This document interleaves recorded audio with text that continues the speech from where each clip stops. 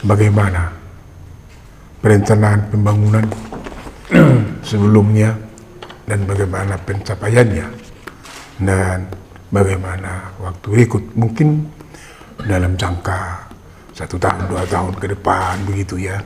Nah, terserah nanti Bapak Kepala Bapeda menjelaskan kepada kami. Kami hadir bersama-sama dengan Pak Sekretaris kita, Sekretaris Bapeda Pak Banjarnahor, dengan Kabid Litbang Pak Sitinjak. Apa yang disampaikan Pak Pasaribu tadi, bagaimana Bapeda untuk merencanakan pembangunan di Tapal Utara. Terima kasih, tadi ada nilai-nilai positif, mungkin di luar Tapal Utara dan nilai-nilai positif hingga Pak dari Porjuba bisa hadir di sini. Ini terima kasih sekali lagi. Terima kasih juga atas kehadirannya di Bapeda Pak Pasaribu dengan Pak Marluga. Tadi ada beberapa pertanyaan. Tentunya Bapeda merencanakan sesuai apa yang sudah ditetapkan dengan visi misi pemerintah kabupaten yang sudah ditetapkan oleh Pak Bupati Tapal Utara bersama Nixon Nababan dan Sarlandi Huta Barat. Jadi visinya ini adalah sebagai lumbung pangan. Tapal Utara ini kan menjadi lumbung pangan dan sebagai lumbung sumber daya manusia yang berkualitas serta tujuan wisata. Atas dasar ini ada 8 misi yang sudah ditetapkan melalui peraturan pemerintah daerah. Ada 8 misinya. Atas dasar ini Bapeda merunut ini semua. Bagaimana OPD-OPD ini bisa merencanakan sesuai dengan visi misi ini. Di misi ini ada 8, kita bagi semua. Kita bagi semua agar ini tuntas semua apa yang diharapkan, apa yang dimimpikan oleh pimpinan Bupati Nixon Nababan dan Sarlandi bisa terwujud. Kami akan tarik untuk 2 tahun Pak Pasaribu keadaan Tapal Utara. Sama-sama paham kita secara dunia ini, termasuk juga Tapal Utara, ini digoncang betul-betul dengan keadaan COVID ini, hingga sangat mempengaruhi perencanaan di Bapeda. Banyak yang kita lakukan, realokasi anggaran, ada refocusing, sehingga tidak semua kegiatan-kegiatan yang sudah kita rencanakan bisa dilaksanakan. Karena ini adalah penarikan dari pusat, ketentuan dari pusat, maka anggaran-anggaran ini juga ditarik. Nah, bagaimana dengan Tapal Utara ini? Dengan keadaan seperti ini. Puji syukur karena Tapal Utara ini mayoritas petani, hampir 80% masyarakatnya adalah petani. Melalui visi misi ini yang kita dorong terus. Dengan keadaan ekonomi yang sangat parah, pemerintah daerah mendorong ini terus. Di mana dia dorong? Itu pertama, kita diarahkan oleh Bupati Nixon Nababan dan Sarlandi. Lihat, Bapeda lihat apa yang harus dibutuhkan masyarakat itu. Lihat, secara infrastruktur jalan dan jembatan ini akan menjadi prioritas utama oleh Nixon Nababan dan Sarlandi. Kenapa? Karena ini adalah urat nadi dari perekonomian Kabupaten Tapal Utara. Tanpa infrastruktur jalan dan jembatan, ya akses ini akan mempersulit masyarakat untuk melakukan aktivitas dan akan berdampak terhadap ekonominya itu sendiri. Maka Nixon Nababan Bupati kami dan Sarlandi Wakil Bupati kami melihat ini yang paling prioritas lakukan Bapeda. Rencanakan ini agar interkoneksi antar dusun, antar desa, antar kecamatan ini dibuka terus. Nah, maka arah anggaran yang kita pakai ini adalah ke PUPR. Makanya tadi kita diskusi kita harus diwawancarai PUPR bagaimana membuka akses jalan antar dusun, antar desa, dan antar kecamatan. Maka pemerintah daerah membeli alat-alat berat.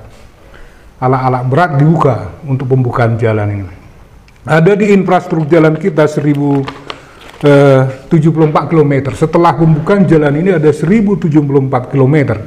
Setelah dibuka semua, maka panjang jalan di Tapal Utara di 1074. Nah, tentunya belum semua ini jalan mantap. Artinya belum semua jalan yang hot mix, belum semua jalan yang sudah perkerasan, masih ada jalan tanah. Inilah perjuangan kita. Nah, di samping itu jembatan juga harus kita pikirkan. Dari data yang kita sudah peroleh, maka dari 1074 km ini yang sudah hot mix itu sudah 342 km. Nah, ini memperlancar secara perekonomian masyarakat. Nah, pembukaan jalan ini melalui gotong royong, ada konsep bupati kami ini, alat berat yang sudah ada, ini harus dikerjakan dengan masyarakat. Masyarakat memberikan tanahnya, masyarakat memberikan tenaganya dengan sistem gotong royong, maka pemerintah daerah memberikan alatnya untuk membuka-buka jalan ini. Termasuk juga anggaran ke situ kita gabungkan antara dana desa dengan APBD kita. Jadi ada kolaborasi, ada kerjasama antara pemerintah desa dan masyarakat itu sendiri. Jadi sudah terbuka jalan gotong royong di Kabupaten Tapanuli Utara ini sepanjang 657,54 km. Ini sangat luar biasa untuk membuka akses-akses jalan ke dusun dan ke tingkat desa. Nah, termasuk juga listrik-listrik yang belum tersedia di beberapa desa ini juga dikerjakan. Itulah prioritas yang pertama yang dilakukan. Di samping itu, sektor pertanian tidak menjadi hal yang ditinggalkan, tapi sektor pertanian juga menjadi prioritas juga dalam membangun Tapanuli Utara ke depan. Apa yang dilakukan pemerintah daerah terhadap sektor pertanian ini? Pertama-tama, Bupati Nixon Nababan dan Wakil Bupati Pak Serlandi Huta Barat melihat ada isolasi, ada ketidakterbukaan terhadap harga di pasar-pasar yang sudah ada di Kabupaten Tapanuli Utara ini, harga-harga petani, hasil-hasil pertanian. Maka pemerintah Kabupaten Tapanuli Utara membuka akses ini kepada setiap pengusaha sehingga tidak ada lagi yang disebut dengan tengkulak-tengkulak, maka oleh pemerintah daerah membuka pasar lelang, Pak Pasar Ibu. Jadi ada beberapa komoditi yang dibuka pasar lelangnya, dibuka dilelang hasil komoditi masyarakat seperti padi, bawang, apalagi Pak Kabit Ekon ya? Bawang, cabai. Iya, jadi dua komoditi ini yang dibuka. Jadi di petani difasilitasi satu tempat, maka semua di situ diarahkan petani untuk meletakkan barangnya. Oleh pemerintah daerah membuka pasar ini. Contohnya 1 kilo untuk cabai ini ditetapkan sekian dengan hitung-hitungan oleh pemerintah daerah. Ada harga head, artinya harga head ini tidak merugikan masyarakat. Jadi dia diambil hitung-hitungannya. Maka pemerintah menetapkan harga pertama itu tidak merugikan masyarakat, maka oleh toke-toke ini akan berlomba-lomba untuk membeli dengan harga tertinggi yang disampaikan oleh pemerintah ini, maka saling menindih terhadap harga ini, maka masyarakatnya untung. Nah, apabila hasil pertanian ini tidak ada yang beli karena mungkin surplus di daerah-daerah lain, maka pemerintah daerah hadir di sini untuk membeli ini, untuk memfasilitasi ini dan membeli ini, harga produksi pertanian ini hingga nanti dijual tidak merugikan masyarakat. Itu di sektor pertanian. Termasuk juga bagaimana sektor pertanian ini dengan pemberian benih-benih unggul, termasuk juga peningkatan IP2. Kita memang Tapanuli Utara ini secara kabupaten bahwa kita surplus tentang beras, gabah, padi. Namun kita terus bisa meningkatkan ini dengan melakukan intensitas pertanian padi sawah yang disebut dengan IP2, karena masyarakat ini masih berpola sistem tanamnya 1 kali 1 tahun, tapi pemerintah mendorong agar ini dilakukan 2 kali dalam setahun. Ini sudah kita bisa lakukan, ini hampir 5.000 hektar sudah bisa kita lakukan IP2 di Kabupaten Tapanuli Utara. Di samping itu pemerintah daerah juga memberikan bantuan alat-alat mesin pertanian. Jadi ada kerjasama antara pemerintah dengan masyarakat. Artinya saya masyarakat pemilik lahan, maka pemerintah hadir di situ untuk membuka lahan ini. Jadi ada alat-alat pemerintah, ada alat-alat berat pemerintah Alsintan untuk membuka lahan-lahan tidur yang nanti ini akan dimanfaatkan oleh masyarakat untuk melakukan pertaniannya. Jadi ada sinergi, ada saling terkait antara pemerintah dengan masyarakat dalam sistem pertanian. Termasuk juga pupuk pasca panen, termasuk juga subsidi harga yang saya sampaikan tadi, termasuk juga pembukaan jalan usaha tani. Keterbatasan akses terhadap pertanian ini oleh pemerintah, maka dibuka jalan usaha tani yang disebut dengan JUT melalui APBD kita untuk mempermudah akses masyarakat terhadap pengangkutan produksi pertanian. termasuk juga pelatihan kepada para petani dan penumbuhan dan pengembangan penangkar benih ikan. Benih sekarang ini, Pak Pasaribu, kita Tapan Utara kekurangan apa sekarang, Pak Kabit? Ya, Pak. Kekurangan produksi apa yang kurang di kita sekarang? Cabai, bawang. Jadi Kita ini, yang kekurangan Tapan Utara ini sekarang adalah bawang merah. bawang Ini merah. sampai sekarang masih kekurangan bawang merah. Cabai kita masih bisa bertahan, tapi yang paling utama adalah bawang yang sangat tidak bisa kita netralkan karena kita masih import dari daerah lain. Namun kita sudah membangun sekarang penangkaran benih bawang merah itu dilakukan di daerah Muara.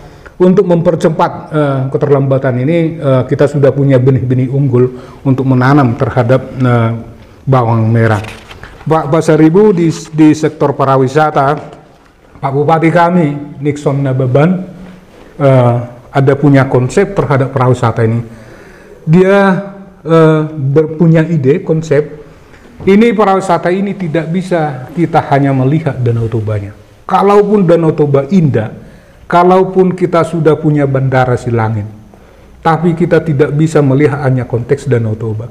Maka ada konsep Pak Bupati kami dengan bahasanya terintegrasi. Artinya pintu masuk dan pintu keluar bisa kita lakukan di daerah Silangit karena kita sudah punya bandara. Para wisatawan sudah menikmati Danau Toba dengan beberapa daerah-daerah yang mungkin bisa dia kunjungi sampai ke daerah Karo, Samosir, Simalungun. Setelah selesai dari Danau Toba, Pak Bupati kami akan mengarahkan bagaimana wisata ini bisa nyampe ke Tapanuli Tengah. Apa yang di Tapanuli Tengah terjadi? Ada Pulau Marsala, dan nanti setelah dari Tapanuli Tengah akan masuk ke Nias. Apa yang ada di Nias adalah ombak terbesar yang mungkin tidak ada saljunya, yang tidak mungkin ada hiunya, tapi ada ombak besar di sana, pantai bagus di sana. Setelah itu nanti akan mengarah ke Barumum, dengan wisata alam di sana, yang ada harimaunya, yang ada gajahnya. Itu jadi satu konsep dia.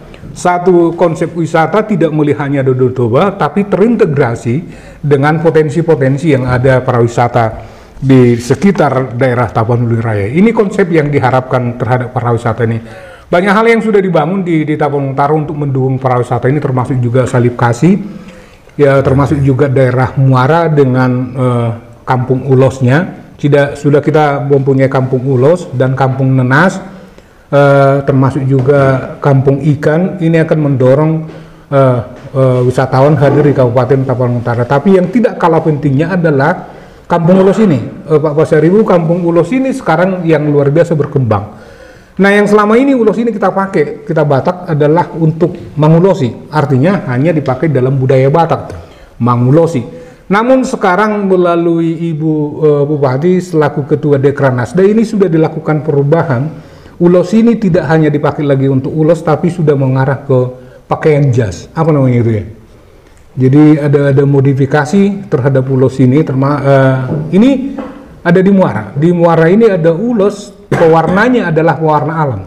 Tidak memakai bahan kimia, tapi ini diolah dari tumbuh-tumbuhan, dari kayu. Ini akan membentuk warna, dan ini yang dipakai di Muara sekarang, hingga harganya ini sudah lumayan berpengaruh terhadap pertumbuhan ekonomi di daerah Muara, karena ekonomi ini sudah terbangun, tidak lagi sekali lagi tidak dipakai hanya lagi dalam adat, tapi sudah berbentuk pakaian jadi seperti yang di mungkin nanti kalau Pak Pasaribu ke Dekranasda ada di sana, dipajang terhadap desain ulos menjadi pakaian. Itu mungkin harapan ke depan. Nah, satu lagi mungkin yang direncanakan Pak Bupati kami Nixon Nababan dengan Pak Sarlandi Huta Barat adalah hadirnya, mungkin sudah disampaikan Pak Bupati kemarin ini, hadirnya universitas di Kabupaten Tapanuli Utara ini. Kenapa kami melihat ini? Hari ini pegawai negeri gajian di Kabupaten Tapanuli Utara ini, hari ini panen masyarakat petani di Kabupaten Tapanuli Utara, maka besoknya akan dia transfer untuk menyekolahkan anaknya, sehingga perputaran uang di Kabupaten Tapanuli Utara sangat kecil hingga pertumbuhan ekonomi sangat rendah. Nah, inilah pandangan Bupati, ini idenya, ini visi misinya. agar universitas ini bisa hadir di sini di Kabupaten Tapanuli Utara, sehingga pertumbuhan ekonomi hadir di Tapanuli Utara dengan putaran ekonomi, karena kehadiran universitas ini juga akan menghadirkan uang, akan menghadirkan hepeng. Nah, itulah harapan-harapan ke depan. Di samping bandara ini menjadi kebanggaan kita bersama, mungkin ini sudah kita nikmati, sudah dinikmati masyarakat secara umum di Tapanuli Raya ini.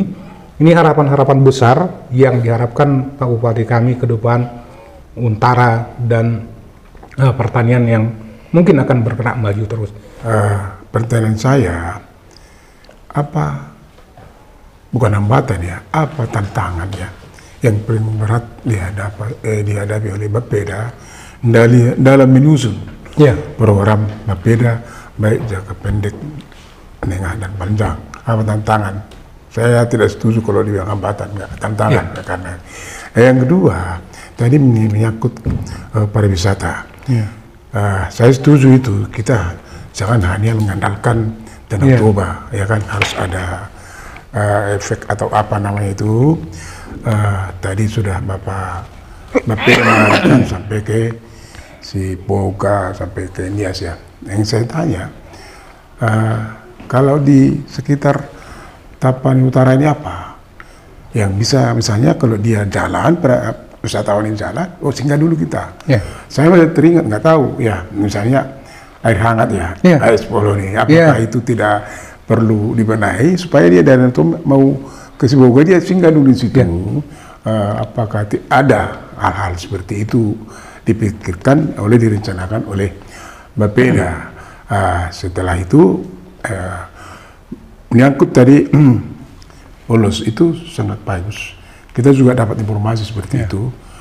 Yang saya tanya tentang ini, apakah desainernya itu, desainer Ulos itu, kita mendatangkan SDM tenaga dari luar atau bisa dari sini? Kalau sudah ada tenaga desainer di sini paling bagus ya. Lalu sasaran, apakah misalnya setelah ini, kalau hanya misalnya dia hanya konsumsi di sini kan begitu luas. Jadi artinya kalau nanti desainnya bagus, terus sasarannya setelah katakanlah tidak hanya Sumatera Utara, kemana sasaran kita untuk kalau bisa sampai ke luar negeri kan begitu. Kalau nggak bisa seluruh Indonesia, bisa juga di luar negeri. Itu hambatan daerah kita, daerah Tapanuli Raya ini yang pertama sekali adalah usia produktif, Pak Basari. Usia produktif. Kita rata-rata begitu selesai TA, kita keluar untuk sekolah dan jarang kembali ke daerah Bonaposogiri ini. Ini sebenarnya tantangan kita, makanya kita juga ingin hadirkan konsep, ide, gagasan Bupati Nixon Nababan menghadirkan ini agar usia produktif ini juga hadir di Kabupaten Tapanuli Utara. Bayangkan aja dulu Bapak Seribu tidak ada usia produktif. Semua sudah yang tua. Maka stupa kependudukan kita agak buncit dia. Jadi buncit dia, begitu dia umur 19, 18 keluar. Padahal kita butuh ini. Kalaupun kita masih punya luasan pertanian, kita juga butuh ini. Kita butuh untuk mengolah lahan ini. Ini masalah kita yang pertama. Masalah yang kedua sebenarnya, kalaupun kita mengarah ke sektor pertanian ini, jujur secara geografis kita berbeda dengan daerah lain. Kita tidak datar, jadi geografis kita agak bergunung-gunung. Tingkat kemiringannya juga berbeda dengan kemiringan. Tapi tantangan ini akan menjadi menjadi peluang kita ke depan. Tidak menyerah dengan keadaan seperti ini. Apa yang sudah dilakukan pemerintah daerah kabupaten atas dasar tantangan ini menjadi peluang.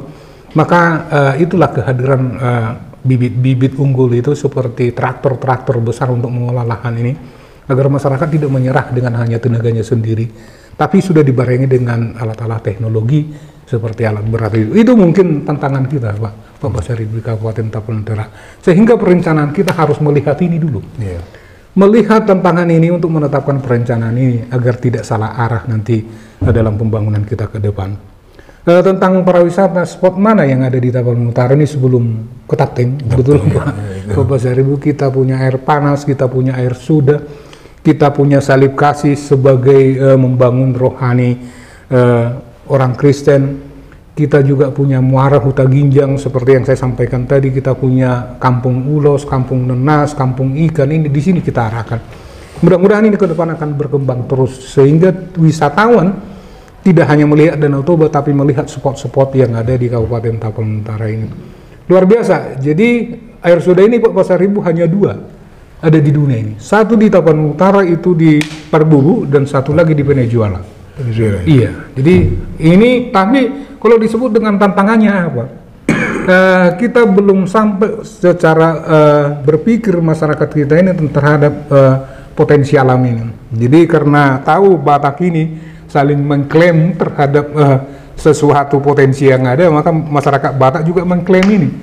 Dia mengklaim ini miliknya dan sulit untuk masuk ke sini karena ini menjadi milik Opu Paropu. Jadi kita pemerintah daerah belum masuk secara detail untuk mengembangkan ini. Terhambat di situ kadang-kadang untuk mengembangkan air soda ini. Kalaupun kita pastikan ini sangat luar biasa, pengunjungnya juga sangat luar biasa banyak.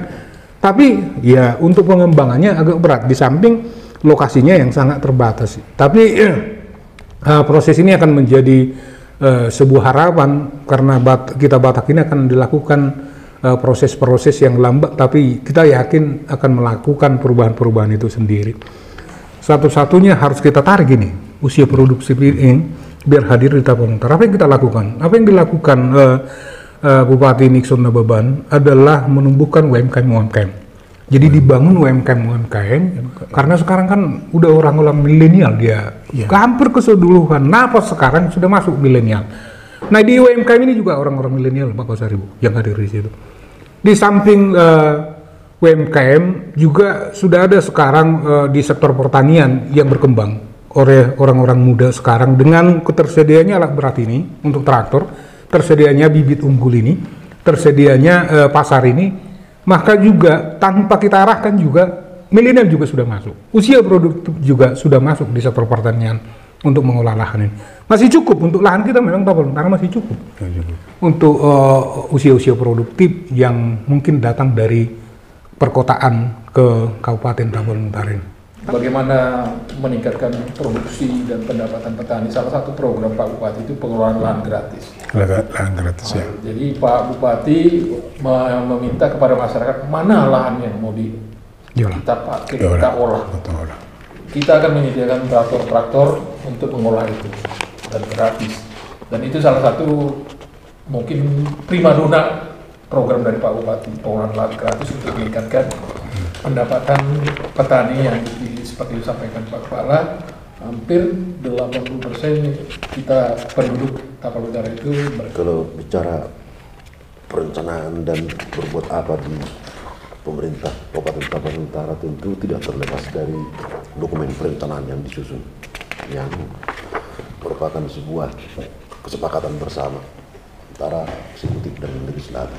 Jadi apapun ceritanya bagaimana diatur dalam peraturan Menteri Dalam Negeri dan juga Undang-Undang 23 tentang pemerintahan daerah bahwa setiap daerah harus menyusun dokumen perencanaan dan itu menjadi patron dan menjadi alat ukur dalam menjalankan pembangunan di daerah itu. Jadi tentunya pemerintah Kabupaten Tapanuli Utara memiliki dokumen perencanaan yang sebagaimana disebutkan Pak Kepala Bapeda tadi mempunyai visi dan misi. Ada 8 misi atau visi dan di dalam dokumen perencanaan itu tertuang strategi dan sasaran-sasaran pembangunan. Jadi dalam RPJMD kita ada 52 strategi yang dirancang untuk menerjemahkan misi Bupati dan ada 28 sasaran target yang dicapai serta 12 tujuan. Nah, jadi secara keseluruhan Pak, ini semua sudah dilaksanakan. Jadi kalau bicara soal investasi Pak di Tapanuli Utara memang kita butuh dana yang sangat besar untuk mewujudkan visi misi maupun target-target baik secara dinas maupun secara kepentingan kabupaten. secara keseluruhan bahwa pembangunan itu sudah dijalankan seoptimal mungkin. Namun demikian tentu kami harus mengakui juga ada hal-hal yang belum tercapai, dan itulah menjadi PR baik sekarang maupun pelaksana ataupun pemerintah selanjutnya. Pertanyaan Bapak tadi, Bapak Ibu, apa tantangan?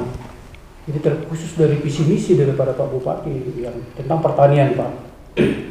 Jadi tantangan yang utama yang kita lihat di sini adalah pengadaan benih dan bibit unggul yang terus menerus, ya kan?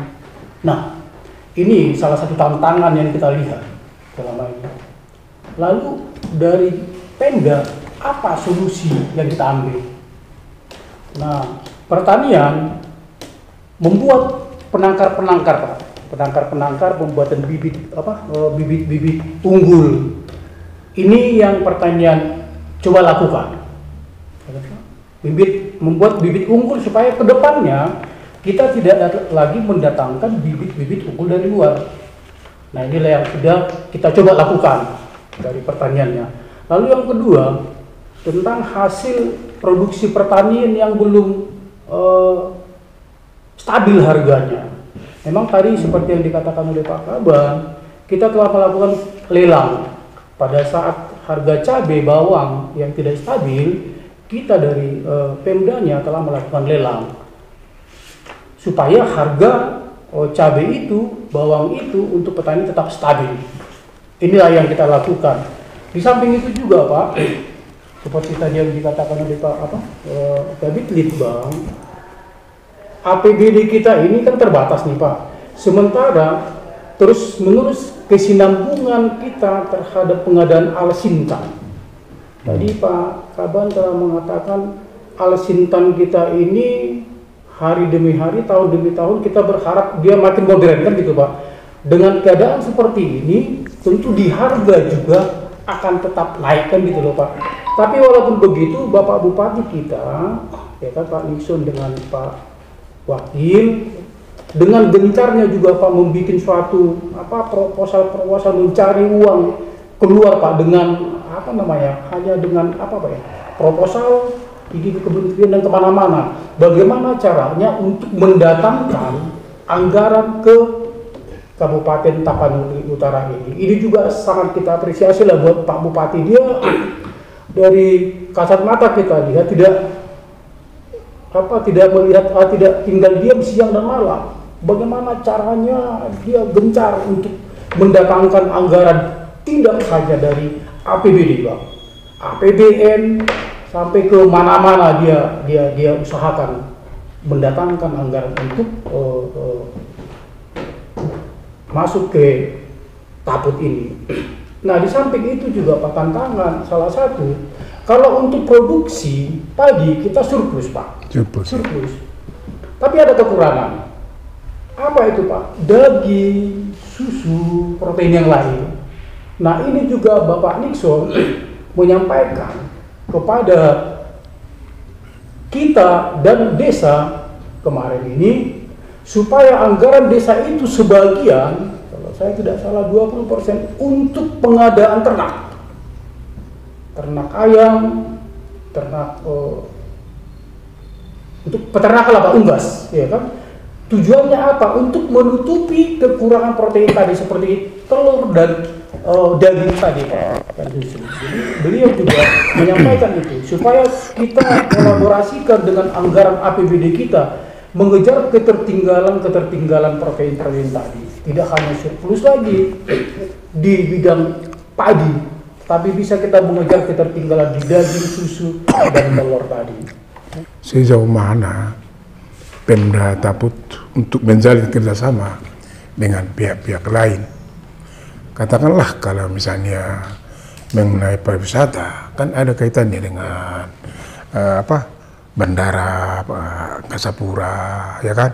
Kalau misalnya jalan juga ada kaitannya dengan kabupaten terdekat. Nah, misalnya kalaupun di sini mulus jalan, kalau misalnya mau ke Sibolga, kalau di sana enggak juga, itu juga tidak mulus ke sana langsung. Itu pertanyaan saya, bagaimana kerjasama, jadian kerjasama Pemda Tapuk dengan pihak-pihak lain yang berkaitan dengan itu.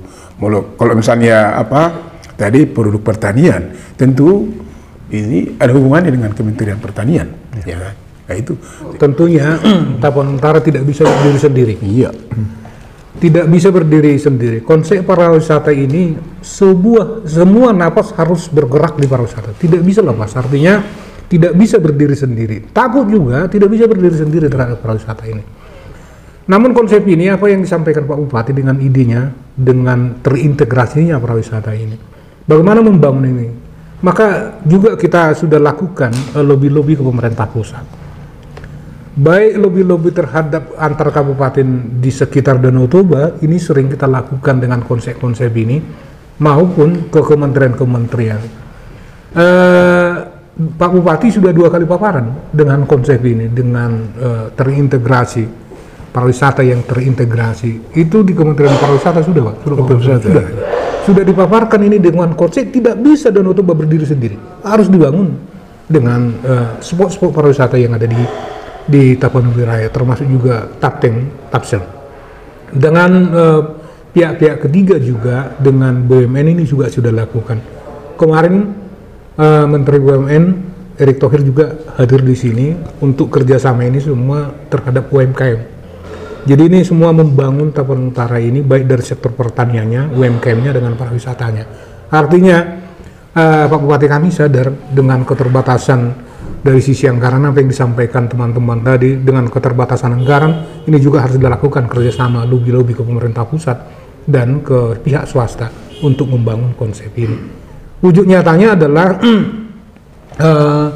mudah-mudahan kehadiran Menteri kemarin itu ada wujud nyatanya dengan bantuan-bantuan ke UMKM, termasuk juga ke Pandebesi yang ada, kalau Pak Pasaribu dengar, Pandebesi di Sitapurung yang untuk buat karang, buat lonceng gereja.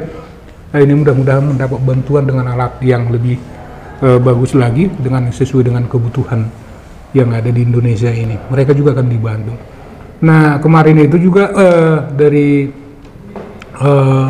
swasta juga hadir untuk membangun kebersihan tempat-tempat pariwisata di Kabupaten Tapanuli Utara dengan memberikan tempat-tempat sampah di tempat-tempat wisata yang ada di Kabupaten Tapanuli Utara, termasuk juga pembangunan toilet premium yang dari Pertamina.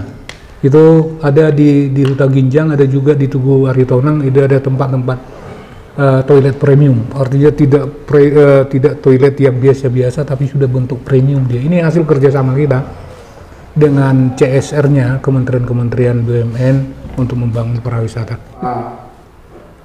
Aritongan, kita selalu melihat bahwa indikasi kepintaran masyarakat itu dari kecendekiawanannya atau intelektualnya. Lalu ada temuan buku kemudian Daniel Guluman menemukan bahwa kecerdasan emosi itu juga sangat mempengaruhi. Ternyata di bagian itu juga masih ada yang lebih tingkat, yaitu spiritualitas. Ini kan kawasan juga ya secara rohani ini kan menjadi pusat kekristenan Tanah Batak. Bagaimana mensinergikan pembangunan fisik dengan jiwa ini, spiritual ini? Karena ini kan pondasi sebenarnya yang tidak kelihatan tetapi sering dihiraukan, begitu. Iya, makasih Pak Marbun. Betul, harus kita selaraskan ini emosional, spiritual, dan intelektual. Betul, orang Batak itu agak lumayan ada intelektualnya, tapi harus kita selaraskan dengan emosionalnya, dengan spiritualnya. Daerah ini adalah daerah spiritual. Bagaimana pemerintah daerah mengembangkan ini?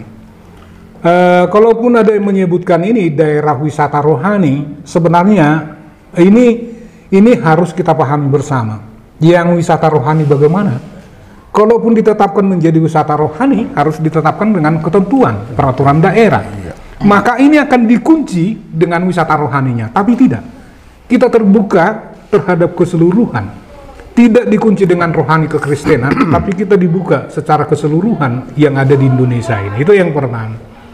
Nah, interaksi ini Pak Marbun sangat perlu untuk membangun perubahan itu di Tapanuli Utara. Ada kita rencanakan di pemerintah daerah ini untuk magang di mana kemarin itu ada di Jepang dan di Jerman yang terakhir ya, yang Salzburg di Jerman. Jadi kita sekolahkan, kita megangkan orang-orang Tapanuli Utara ini yang usia produktif untuk melihat sebuah perubahan itu. Nanti setelah dia paham dengan perubahan ini akan dibawa menjadi potensi di daerah Tapanuli Utara. Itu yang pertama. Jadi ada magang ke Jepang dan Jerman. Terakhir yang ke Jerman, yang tenaga kerja yang di dinas tenaga kerja itu yang ke Jerman. Di samping itu moral ini juga di SD juga harus kita tanamkan. Nah, di program-program pendidikan kita juga memberikan insentif terhadap tenaga-tenaga guru yang sangat terpencil, Jadi ada beda pendapatan di daerah terpencil dengan daerah biasanya. Jadi kita dukung ini untuk mendukung moralnya hingga dia memiliki kapasitas dan kualitas untuk mendidik anak-anak yang di daerah-daerah terpencil. Termasuk juga di kesehatan seperti itu. Ada perbedaan pandangan terhadap orang-orang yang ada di desa untuk melakukan penambahan pendapatan mereka. Keagamaan biarlah menjadi urusan para ulama agama. Kita tidak masuk ke ranah keagamaan untuk membangun rohaninya, tapi biarlah ini menjadi tugas karena kita di sini di Tapanuli Utara ini hadir HKBP berkantor pusat di Tarutung ini, maka biarlah ini menjadi urusan. Tapi urusan-urusan di pendidikan, urusan yang emosional lain, kita juga lakukan beberapa hal untuk membangun itu. Termasuk juga pelatihan-pelatihan dan pendidikan-pendidikan terhadap UMKM, dan yang terakhir ini kepada pemuda apa namanya itu? Batak Bersatu kan? Batak Bersatu, kemarin itu hadir juga Batak Bersatu. Ada yang ada diorganisir pemuda terakhir, kurang ingat saya. Jadi ini juga dibangun, didorong untuk melakukan pembangunan di Tapanuli Utara ini. Bagaimana Pemkab Taput menyentuh terkait pembangunan jiwa, ya Pak ya. Jadi memang Pak, itu dalam dokumen perencanaan tertuang di dalam misi 3 dan 4, bahwa di dalam misi 3 itu menyebutkan meningkatkan kualitas layanan pendidikan dan kesehatan. Itulah salah satu bagaimana Pemkab Taput merespon terkait dengan pembangunan jiwa ini. Jadi pemerintah Kabupaten Tapanuli Utara kita tidak bisa melupakan bahwa memang sejak dulu Tapanuli Utara ini sudah sangat lekat dengan yang namanya pendidikan, dan sampai sekarang pendidikan itu tetap menjadi konsentrasi yang cukup tinggi. Jadi itu tentu dalam hal aspek pembangunan jiwa dan raganya, maka Pemkab Taput menuangkannya di dalam misi ketiga, yaitu di dalam layanan pendidikan. Kemudian kalau untuk dari segi misi keempat, yaitu meningkatkan kualitas dan daya saing SDM. Pemerintah Kabupaten Tapanuli Utara berfokus terhadap salah satu pengurangan pengangguran. Dan itu menjadi salah satu bagian dari pembangunan SDM. Hanya dengan teknologi. Ya. Jadi yang saya ingin tanya, bagaimana upaya kita bukan mengempang ya, meminimalisasi lah saya kira. Karena kadang-kadang ada kaitannya juga dengan berita-berita hoax. Ya, ini bagaimana nih? Barusan yang belum lama itu ada, ya kan? Saya baca itu ada penjelasan waktu itu dari Sekda ya, atau karena itu ada untuk menetralisirkan sana itu. Nah, saya kira BPD juga harus dalam penyusun rencana itu juga ini bagaimana ini mengatasi ke depan, karena itu tidak bisa kita gampangin. Yeah. Ini generasi milenial kadang-kadang kan kalau kita yang ini itu enggak kurang santun, mereka tuh merasa tidak karena dia mereka. Nah itu jadi tepatnya saya ulangi, bagaimana pihak Bapeda untuk meminimalisasi ya, bukan mengatasi secara tuntas, itu tidak mungkin. Terima kasih Pak. Ya, terima kasih. Ini hal yang menarik, betul, hal yang menarik. Ini semua pandangan ke sini sekarang, ke milenial ini. Karena setiap lini mereka masuk. Iya. Dan nggak bisa dihempang. Di sudut manapun, ini sekarang milenial. Sama seperti mungkin Pak Basari, apakah mungkin masa kita ini sekarang, atau mungkin masa milenial? Saya pikir masa milenial ini sekarang sudah semakin tertinggal masa-masa lalu, dan kecepatan ini sangat luar biasa sekali. Maka pemerintah daerah tidak bisa lagi tersembunyi dalam sesuatu hal, harus terbuka. harus terbuka, nggak bisa lagi. Begitu kita sembunyi sedikit, maka mereka langsung nggak bisa dibatasi. Mereka masuk terus. Berbeda dengan halnya seperti dulu. Ada mungkin tata kerama atau gimana. Sekarang ini nggak bisa lagi. Memang kalau ada tertutup sedikit, ya langsung mereka mau buka terus. Kalaupun sedikit, mereka mau buka lebar. Nah ini maka pemerintah daerah harus terbuka. Apapun ceritanya ini sekarang APBD ini juga harus terbuka. Nggak bisa lagi ditutup-tutup. Ya, apa yang dilakukan pemerintah daerah harus terbuka. Komunikasi juga harus dilakukan. Tidak bisa lagi seperti dulu. Ya, saya memimpin di sini nggak bisa. Jadi makanya Pak Bupati kita memulai pekerjaan ini dari tingkat dusun. Dari tingkat dusun sekarang. Jadi dia Pak Bupati nggak melalui topnya, tapi dari dusun. Tidak di ibu kota perkotaan pertama, tapi dari dusun. Makanya dari dana desa Pak Pasaribu dari 60 ya. Dari dulunya 60 sekarang 300. Bentar ya, ada data kita. Pak Bupati kita tidak dari 60 juta dulu. Jadi Pak Bupati sewaktu Bupati masih 60 juta per desa dari dana APBD. Nah, setelah berkembang terakhir ini 300 juta per desa. Artinya dimulai APBD ini juga bukan bagian hanya pemerintah daerah, ini juga bagian dari pemerintah desa. Tidak hanya bagian pemerintah kecamatan, tapi bagian dari. Jadi dibagi-bagi, dilihat bahwa ini adalah uang masyarakat. Tidak hanya uang pemerintah daerah, tapi uang masyarakat. Bahkan di Pak Bupati kami kasih 300 juta per desa pembangunannya. Nah, hingga sekarang ini ada pergerakan sekarang setelah terbangun desa, maka sudah ada pengaruhnya terhadap perkotaan. Daerah Tapanuli ini sekarang Tarutung ini sudah ada macetnya sekarang setelah ada bertumbuh dari desa. Jadi sama nawacita yang dibangun oleh Pak Jokowi dengan konsep Pak Bupati kami. Kita mulai dulu dari pinggir, kita mulai dulu dari desa, kita mulai dulu dari dusun, makin akan bergerak ke kota. Tidak hanya tertumpu di Jakarta, tapi ya bertumpu di desa itu. Makanya kekuatan kita sangat luar biasa Pak Pasaribu. Covid yang begitu menghantam ekonomi nasional, internasional, Tapanuli Utara tahun 2020 bisa positif 1,5. 1,5 artinya kita kalau coba lihat data-data BPS, mungkin daerah sekitar Tapanuli ini hanya berapa yang positif ya? Simalungun yang kemarin positif tapi 2021. Jadi hanya beberapa daerah yang positif kita bisa bertahan Pak Pasaribu 1,5. Ya. Di 2020 itu udah hancur-hancur ekonomi. Karena kekuatan dari desa, kekuatan dari masyarakat itu. Nah di 2021 kita 3,54. Kita bisa bertahan 3,54. Itulah konsep yang dibangun Pak Bupati Nixon Nabuban, mulai dari pengakaran, mulai dari bawah semua. Ini juga milenial juga akan masuk ke daerah-daerah pedalaman, akan masuk ke daerah-daerah dusun setelah dilihat keterbukaan ini.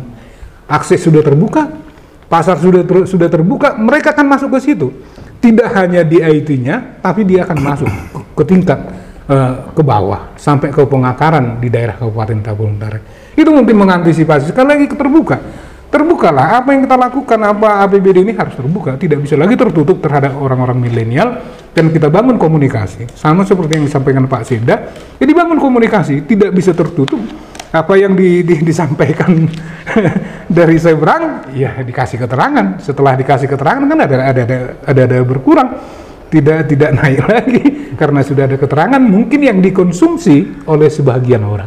Apakah ada upaya-upaya untuk mewujudkan investasi untuk daerah kita ini? Investasi di bidang apa? Yaitu berarti bisa lebih detail. Terima kasih. Tantangan kita Pak Pasaribu investasi pariwisata ya. Karena kita hanya satu kecamatan yang kita punya pariwisata Danau Toba, di pinggiran Danau Toba itu adalah Muara. Tantangan kita yang paling berat sekarang adalah status tanah. Status tanah.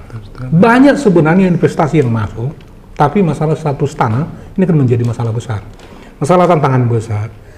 Tidak ada tempatnya, karena masyarakat ini kan sama-sama paham kita dengan keadaan Batak ini. Lahan ini masih punya opu-opu, artinya belum memiliki sertifikat dan belum ada pembagian harta warisan ke generasi sekarang ini. Jadi sehingga pemiliknya adalah opu-opu. Nah ini yang mempersulit kita dalam konteks investasi di sektor pariwisata. Di samping investasi lain, memang potensi kita ini banyak, tapi belum terukur. Itu pandangan saya, belum terukur potensi ini. Contohnya kita memiliki batu-batuan, tapi belum terukur batu-batuan karena penelitian belum dilakukan. Jadi dibutuhkan sebenarnya penelitian yang lebih akurat terhadap potensi hingga investasi bisa masuk. Tidak hanya sekedar indah dan utubah, tapi harus didesain, harus ada cetak birunya, apa yang kita harus lakukan. Ini kan kolaborasinya banyak yang terkait, termasuk juga investasi alam ini, sumber daya alam ini, ya harus kita pastikan apa yang ada di Tapanuli Utara ini. Kalaupun lumayan banyaknya gimana, hasilnya apa, untuk apa, ini juga harus kita pastikan, tidak hanya marang-marang. Jadi sekali lagi kita butuhkan penelitian yang betul-betul akurat dengan potensi investasi ini, dengan potensi bahan ini, agar bisa kita tawarkan terhadap pemilik-pemilik modal untuk masuk ke daerah. Secara umum terbuka, Tapanuli Utara terbuka terhadap investasi ini, tidak ada yang melarang. Sama seperti panas bumi ini sekarang yang luar biasa sekali di Sarula. Ini juga investasi luar biasa hingga berpengaruh terhadap sumber listrik bagi Tapanuli Utara dan hasil bonus produksi yang kita peroleh yang ditetapkan di APBD. Itu soal status tanah ini tadi disinggung. Saya kira ini bukan hanya di Tapanuli Utara ini. Iya, betul. Tapanuli Utara itu banyak, kadang-kadang ini tanah saya, tanah opung saya ini kan gitu. Lalu yang ingin saya tanya, kalau ada permasalahan seperti itu, solusinya apa yang dilakukan oleh Bapeda? Karena ini menyeluruh sebenarnya banyak hal-hal seperti ini. Apakah dengan jalan musyawarah atau bagaimana? Ini solusinya apa yang dilakukan oleh Bapeda mengatasi? Di kampung saya juga begitu kok, di sana. Itu saya kadang-kadang mau kita bangun ini, bukan itu tanah saya itu. Padahal suratnya tak ada, ya kan? Hanya dengan pesan nenek saya bahwa ini tanah kami aja itu. Lalu yang saya tanya tadi kembali, apa solusinya yang dilakukan oleh Bapeda mengenai? Karena di sini di sini intinya untuk pembangunan pariwisata ini di Muara. Bapeda mengarahkan ke Dinas Pariwisata agar melakukan namanya di bahasa Batak rapak luluang bulun. Oh, rapak luluang bulun ya. Itu kalau di bahasa Jawanya itu apa itu ya? Adalah musyawarah keseluruhan. Kita hadirkan masyarakat perantau, kita hadirkan masyarakat sekitar, kita bahas bersama-sama. Dan pengambil kebijakan ini adalah masyarakat. Karena dia yang punya tanah. Nah, dengan konsep kita harus peta nanti Muara ini. Mana yang bisa menjadi hak umum mereka dengan catatan bisa dikontrakkan. Seandainya mereka peta, ini adalah milik opung kami, dan mereka harus sepakat ini harus bisa dikontrakkan. Soal masalah tahunnya, berapa tahun dikontrak, biarlah nanti pengusaha dengan pihak masyarakat. Artinya, ada dulu pemetaan di Muara itu, mana yang bisa dikontrakkan, mana yang bisa dibebaskan. Karena sampai sekarang ini belum dapat, datanya ini belum dapat, sehingga kita tidak dibatasi, tidak menjadi stop dengan pengembangan pariwisata dengan masalah tanah ini, tapi kita sudah pastikan. Kalaupun kita tawarkan ke investor, masuk investasinya, ini akan menjadi model kita. Ini loh, tanah ini bisa dikontrakkan sekian tahun. Tentang Pulau Sibandang, itu konsepnya, yang mau membangun mungkin Bapak dengar itu ada yang mau dibangun di puncak Sibandang Natisio, itu konsepnya tidak ada 1 meter kali 1 meter tanah yang dilepaskan tapi sistemnya kontrak. Itu mungkin solusi yang kita harapkan tentang tantangan masalah status tanah ini. Kalaupun Batak itu sangat menghargai tanah, kalau sampai bahasa tertingginya di Batak ini, tanah ini punya roh karena punya sejarah yang panjang terhadap tanah ini. Maka kita juga hargai itu dengan catatan kita tidak menyetop pembangunan, tapi dengan sistem-sistem yang kita bangun, baik sistem kontrak maupun pelepasan hak. Reformasi agraria sebenarnya media itu sudah cukup bagus itu untuk menyelesaikan masalah lahan, karena itu sifatnya fair. Alas haknya apa, bagaimana awalnya. Jadi masalah pemahaman jadi sebenarnya masalah tanah ini. Jadi mungkin pemerintah ataupun semua pihak harus ikut kerjasama semua ini untuk masalah memberikan pemahaman. Orang-orang perantau kadang memberikan penjelasan yang membuat di daerah, di kampung jadi konflik. kayak gitu ya yang terjadi dalam hal masalah tanah, apalagi menyangkut investasi Pak. Nah, jadi seperti yang disampaikan Pak Pida tadi, itulah salah satu mungkin terobosan. Orang-orang perantau maupun orang-orang yang di sekitar objek mesti semua pihak menjelaskan ini. Jangan ada yang membuat situasi itu menjadi runcing. Ya ujung-ujungnya kan terhambat Pak investasi. Seperti itu misalnya sampai sekarang tak jadi masalah tanah. Jadi kalau misalnya setelah jadi objek itu kan baru disadari, oh ternyata jadi berguna. Tapi sebelum jadi, ya konflik. Jadi kalau pengalaman saya Pak, karena ada masa lalu mengatasi masalah lahan yang seperti ini, intinya memang menjelaskan by person. Contohnya tak, hutan adat itu tak Pademan. Itu kan konflik luar biasa Pak.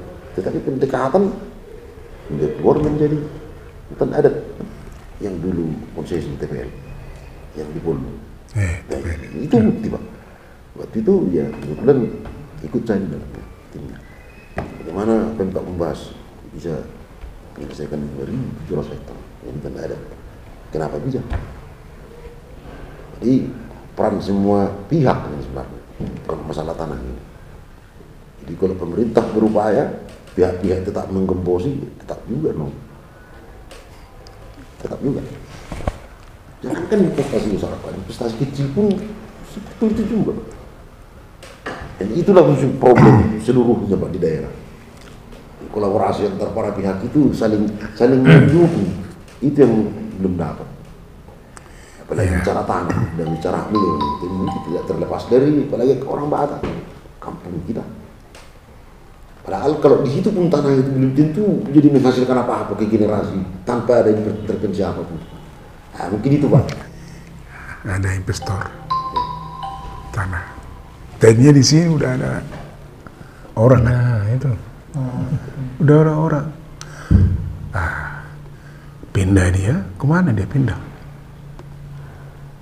Ya, ini di sini kan problem. Jadi artinya ada yang bisa memahami, katakanlah dikasih uang pindah ada, tapi kadang-kadang karena dia katakanlah ini misalnya 5 hektar di sini, dia punya katakanlah hanya sejengkal, ya, dihargai dengan tidak wajar. Kadang-kadang begitu. Itu hanya sekedar diskusi saja ya yang terjadi di kampung saya juga begitu. Jadi ada seperti itu. Tapi yang memiliki ini kan misalnya bukannya 10 hektar, bisa 15 hektar. Jadi tetapi supaya dapat dia ini ada apa patok itu, ini kena. Ada diskusi. Jadi ada kadang-kadang hal yang krusial, ada yang lulus, jadi ada diskusi. Saya setuju. Untuk memberikan keleluasan terhadap masyarakat tentang tanah ini di pemerintah kabupaten. Biar tuan di negerinya sendiri, karena kadang-kadang kita petani tidak memiliki tanah. Iya. Namanya 80% petani di Tapanuli Utara, tapi kalau diukur dari luasan tanah, kadang-kadang dia tidak punya tanah. Dia hanya pekerja di sektor pertanian. Maka melalui Pak Bupati kami Nixon Nababan diberikan peluang dengan catatan apa? Mengakui terhadap tanah ulayat masyarakat itu. Jadi ada pengakuan biar bisa diolah.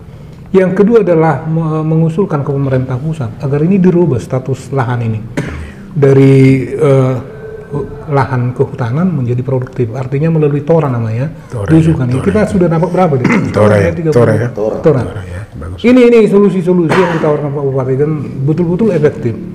Artinya biarlah petani punya lahan. Tidak petani, tapi nggak punya lahan. Banyak seperti ini, pandangan Pak Bupati kami ini tajam sekali melihat ini. Ada petani tidak punya lahan. Dan banyak itu. Ada petani tidak punya lahan, maka kita harus merdeka di negeri sendiri, tidak dijajah terus. Ini pandangan Pak Bupati. Itu mungkin mengenai lahan ini, Pak Basariu.